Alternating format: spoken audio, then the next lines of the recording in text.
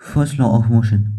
Any object at rest remains in the state of rest, and any object in motion will continue in motion along a straight line with uniform speed until it is compelled by an external force to change its state. For example हम यहाँ car लेते हैं, ये uniform motion में चल रही है, तो ये यूनिफॉर्म मोशन में चलना कंटिन्यू करेगी जब तक इसे कोई और फोर्स रोकेगी नहीं। हम ब्रेक लगा के जब तक इसे रोकेंगे नहीं, ये यूनिफॉर्म मोशन में चलती रहेगी।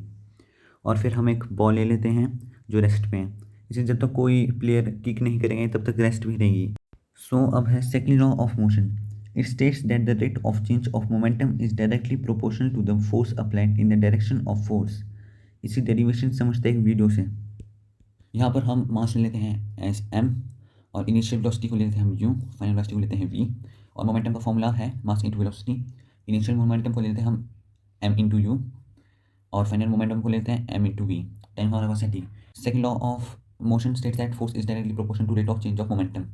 तो अब हम चेक करते हैं इसे, rate of change of momentum कैसे आएगा, इनिशियल मोमेंटम और फाइनल मोमेंटम के डिफरेंस को माइनस करके। So force is directly proportional to M V minus M U in the given time upon time. Force is directly proportional to M V minus M U upon time.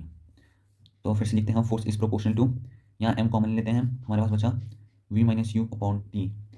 Chapter 8 में पढ़ा था हमने कि V minus U upon T होता है acceleration.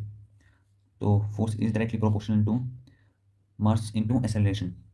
तो हम एक कांस्टेंट ले लेते हैं प्रोपोर्शनल के साइन को हटाने के लिए, एफ इज इक्वल टू के लेते हैं कांस्टेंट के इंटू एम ए, और इसकी की वैल्यू होगी 1। तो फॉर्म ड्राइव होता है force is equal to mass into acceleration.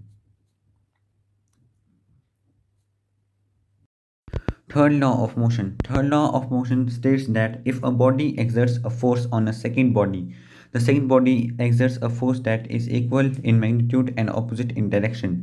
Every action has an equal and opposite reaction. Force exerted by first body is action and force exerted by second body is reaction. Like जैसे हम चलते हैं, जब हम चलते हैं तो हमारी बॉडी ग्राउंड को पीछे की तरफ फोर्स लगाती है और ग्राउंड का रिएक्शन आता है जो हमें आगे की तरफ फोर्स लगाती है और हम चल पड़ते हैं। एक और हम एग्जाम्पल लेते हैं रॉकेट का।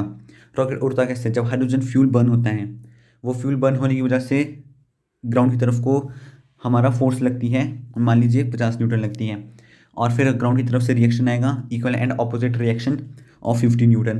तो रॉकेट उड़ पड़ेगा, जितना हम फोर्स लगाएंगे उतना ही इक्वल एंड ऑपोजिट रिएक्शन होगा और उतना ही फोर्स वापस आएगा। थैंक यू फॉर वॉचिंग, और आपको फोर्स की डेफिनेशन और थोड़ा सा और एग्जाम्पल की वीडियो डिस्क्रिप्शन में मिल जाएगी। Thank you.